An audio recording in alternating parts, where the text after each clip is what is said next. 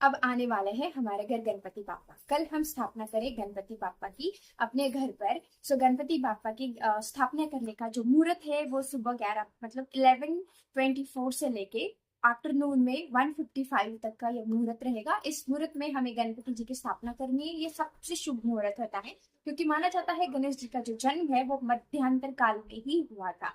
गणपति बप्पा हम घर के लिए ला रहे हैं तो उनकी सोंग लेफ्ट साइड में होनी चाहिए। वो बैठी हुई मूर्ति होनी चाहिए, मिट्टी की होनी चाहिए। और ध्यान रखें, आप जब घर के लिए मूर्ति ला रहे हैं तो वो किसी भी तरह से खंडित ना हो। जब आप मूर्ति परचेस करके ला रहे हैं उसका मुहूर्त होता है मॉर्निंग में 7 बजे से लेकर 12:30 बजे तक का एक टेंटेटिव मुहूर्त है। इसमें आप गणपति बापा को पूरा कवर करके, उनका फेस कवर करके घर में लाइए। इस मूर्ति को आप ईशान कोण में यानी कि पूर्व उत्तर को जो कोना होता है घर का उसमें रखेंगे। पहले जगह को साफ करिए और फिर गणेश जी की स्थापना करिए। गणेश जी की स्थापना के लिए हमें पहले तो एक चौरंग या पाट बिछाना है। उसके ऊपर लाल या पीला कपड़ा वस्त्र बिछाएंगे।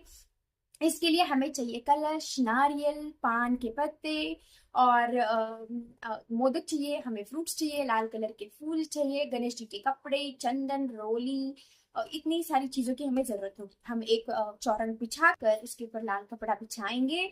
उसके ऊपर अक्षत रखेंगे एक साइड कलश के लिए, थोड़े से अक्षत गणेश जी के नीचे रखेंगे। फिर गणेश जी की मूर्ति हम उसके ऊपर रखेंगे बिल्कुल ढकी हुई। पहले कलश बनाएंगे, कलश के ऊपर नारियल के ऊपर स्वास्तिक बनाएंगे और कलश रखेंगे। इसके बाद हम हाथ में जल लेके एक संकल्प लेंगे। उसके लिए आप थोड़े से चावल, थोड़ा सा पानी, फल, पैसे लेके आप संकल्प ले कि हे भगवान, इन दिनों में जब आप हमारे घर पे पधारे हैं तो मैं अपनी यथाशक्ति आपकी पूरी सेवा करने का जो प्रयास करूंगा। फिर इस जल को और चीजों को जमीन के ऊपर आप छोड़ दें। उसके बाद गणेश जी के ऊपर से कपड़ा हटा के उनको पुष्प पानी में डुबो के स्नान दे। स्नान देने के बाद उनको कपड़े अर्पण करें। फिर जो चंदन है, कुमकुम है, वो अर्पण करें। फिर उनको हरियाली प्रदान करें, दुर्वा घास प्रदान करें, अगरडा जो है वो उनको प्रदान करें। इसमें शमी के पत्ते भी भगवान जी को अर्पित करे जाते हैं, लाल पुष्प अर्पित करेंगे हम। ये सब होने के बाद हम भगवान को एज अ प्रसाद नैवेद्यम रखेंगे। मोदक, फ्रूट्स, अलग अलग चीजें हम इनको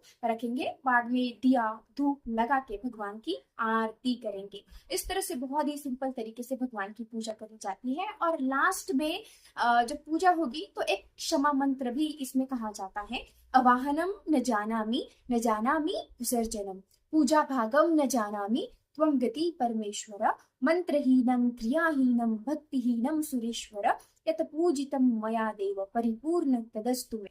हे भगवान, आपकी सेवा करते हुए अगर मुझसे आपकी पूजा में कोई भी अगर भूल चूक हुई है तो प्लीज मुझे क्षमा करें। मैं मंत्र क्रिया कुछ भी नहीं जानता।